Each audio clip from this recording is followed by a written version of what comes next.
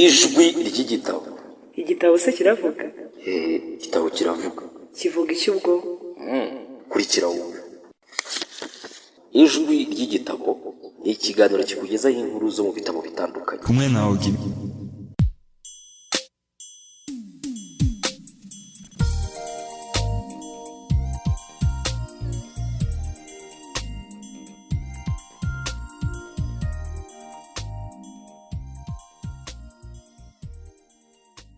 Ubuzima bufite intego, imvano ya buri kintu, byose bikomoka ku Mana yonyine, byose bibeshwaho n'imbaraga zayo, byose bibereyeho kuyihesha icyubahiro.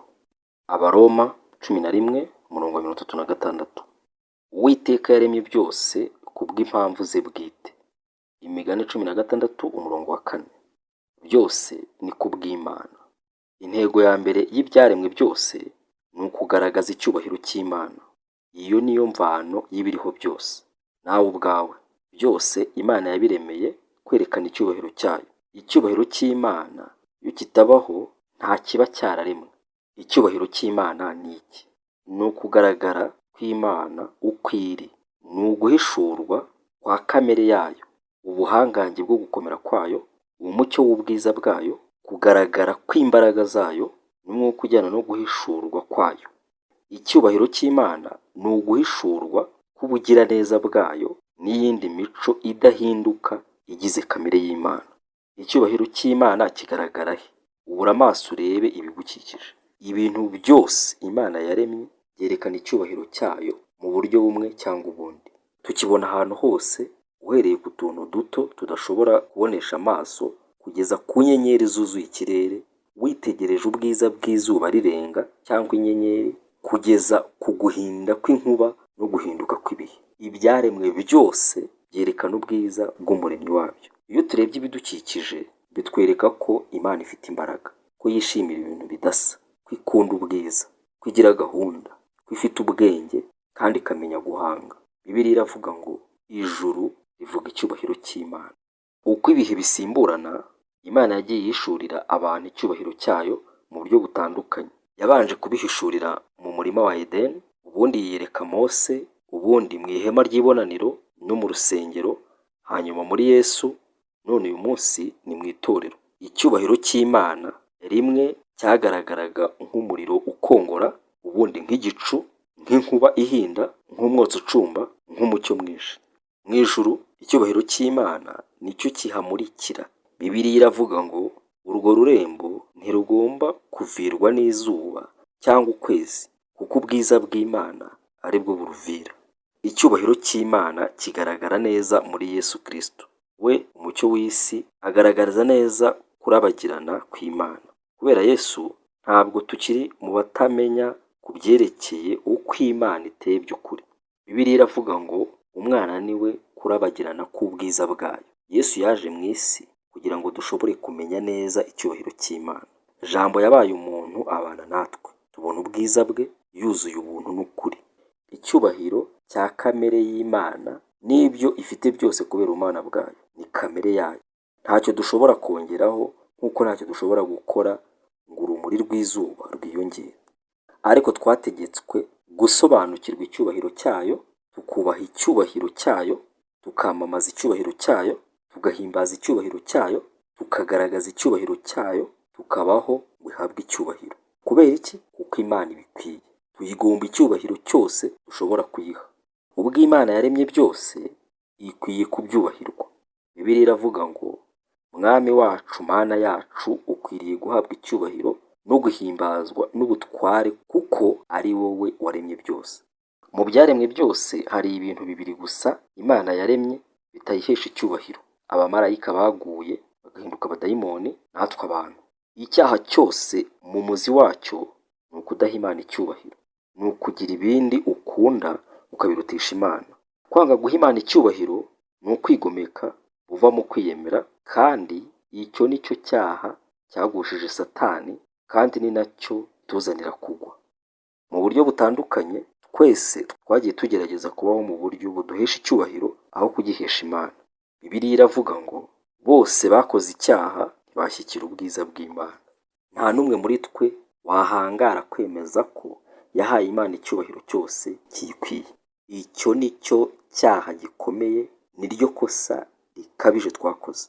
Ariko mu rundi ruhande, kubaho ku buryo buhesha Imana icyubahiro nicyo kintu gihebuje dushobora gukoresha ubuzima bwacu.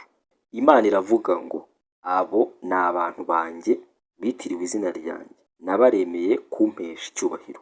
Niyo mpamvu iyi ariyo yagombye kuba intego nkuru y'ubuzima bwacu. Nahesha nte Imana icyubahiro? Yesu yabwiye Imana Data ngo nakubahishije hano mu isi kuko narangije umurimo wampaye gukora.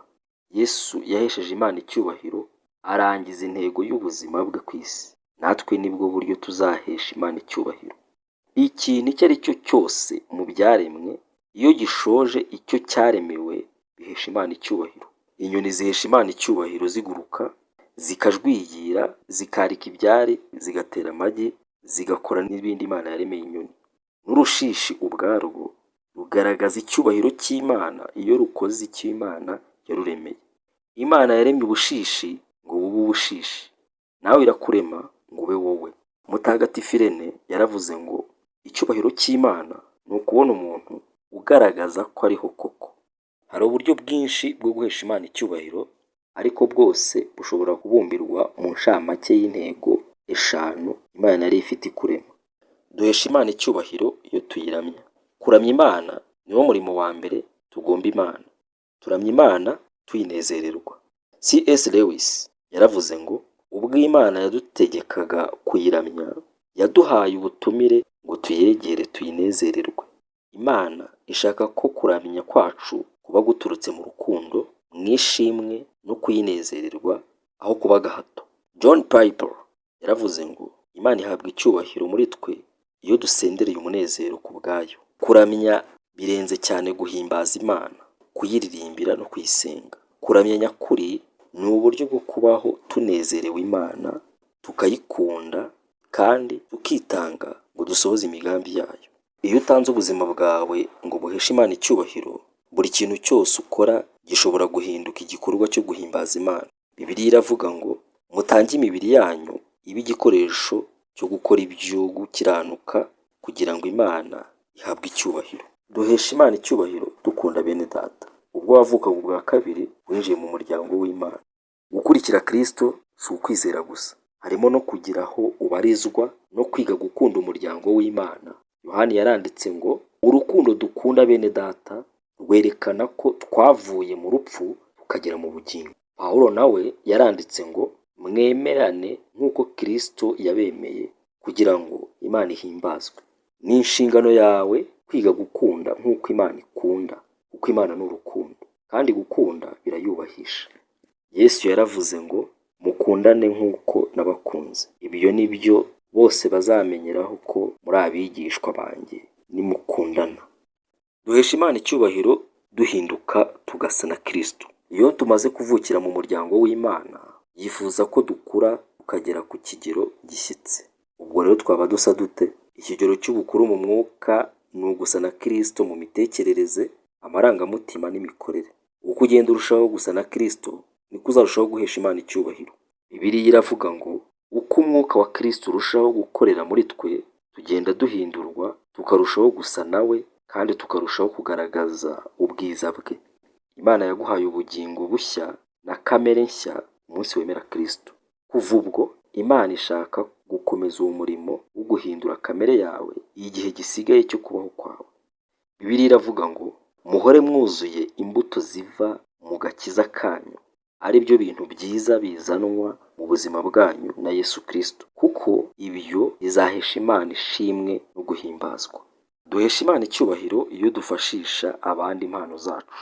Buri wese muri twe yaremwe n'Imana mu buryo bwihariye, imuha ubuhanga, impano, ubugeni n'ubushobozi. Uburyo Imana yaduteranyije ntabwo ari impanuka. Imana ntabwo yaguhaye ubushobozi ufite ngo ubwikoreshereze ku nyungu zawe gusa. Wabuherewe kugira ngo ubukoreshereze abandi, nk'uko n'abandi bahawe ubwo bafite ngo nabo bakugirire umumaro. Bibiliya iravuga ngo Imana yahaye buri umwe muri mwe ku mpano zayo z'uburyo bwinshi. Muzikoreshe neza kugira ngo ubuntu bw'Imana bugaragarire muri mwe. Wahamagariwe gufasha abandi, jya ubikorana imbaraga zose n'umwete Imana itanga. nibigenda bityo Imana izahabwa icyubahiro. Duhesha Imana icyubahiro tubwira abandi ibyayo. Imana ntabwo yifuza ko urukundo n'imigambi byayo bigirwa ubwiru. Iyo umaze kumenya ukuri yifuza ko ugusangira n'abandi. Uwo ni umugisha ukomeye kugeza abandi kuri Yesu, akabafasha guhishurirwa intego z'ubuzima bwabo, ukabategurira kuragwa ubugingo bw'iteka. Bibiliya iravuga ngo uko ubuntu bw'Imana burushaho kuzana abantu kuri Kristo, niko n'Imana izarushaho guhabwa icyubahiro. Ni uwuhe mugambi w'ubuzima bwawe? Kubaho igihe gisigaye cy'ubuzima bwawe ugambiriye guhesha Imana icyubahiro bizagusaba guhindura ibyo uha agaciro ka mbere, uburyo ukoresha igihe, abo musabana ndetse n'ibindi byose. Hari ubwo bizasaba guhitamo inzira ikomeye aho guca mu yoroshye. Na Yesu ubwe yarwanye iyo ntambara. Ubwo igihe cye cyo kujya ku musaraba cyari cyegereje, yavuze ijwi rirenga agira ati, none umutima wanjye urahagaze, kandi navuga iki? Ni Data nkize undokora iki gihe, kandi ari byo byanzanye ngo nkigeremo. Ahubwo Data ubahiriza izina ryawe. Yesu yari ageze mu mayira abiri agomba guhitamo. Ese yemere gusohoza umugambi wamuzanye ahesha Imana icyubahiro, cyangwa asubire inyuma ajye kwiberaho ubuzima bworoshye bwirebaho gusa? Nawe ayo niyo mahitamo ari imbere yawe. Ese uzahitamo kwirukira intego zawe bwite, wishakira ubuzima bworoshye n'ibikunezeza, cyangwa se uzahitamo kumara igihe gisigaye cy'ubuzima bwawe ushaka icyubahiro cy'Imana, uzirikana ko yasezeranije ibihembo mu buzima buhoraho? Bibiliya iravuga ngo umuntu wese wihambira kuri ubu bugingo uko buri aba abwangije, ariko iyo wemeye kuburekura uzabugumana iteka, ari ubugingo bw'ukuri kandi bw'iteka. Igihe kirageze ngo ukemure iki kibazo.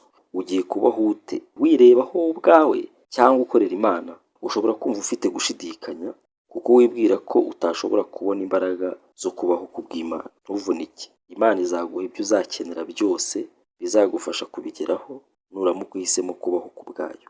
Bibiliya iravuga ngo ibintu byose bitanga ubugingo bunezeza Imana twabihawe mu buryo bw'igitangaza, kubwo kumenya mu buryo bwihariye kandi bw'inkoramutima uwaduhamagariye kwegera Imana.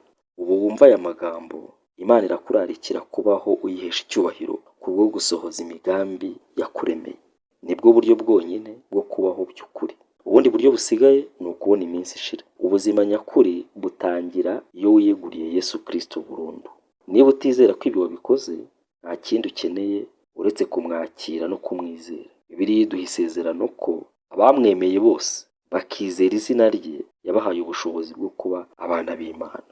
Ese wakwemera ukakira iyo mpano y'Imana? Icya mbere, wizere. Wemere ko Imana igukunda kandi yakuremye ifite imigambi yayo ku buzima bwawe.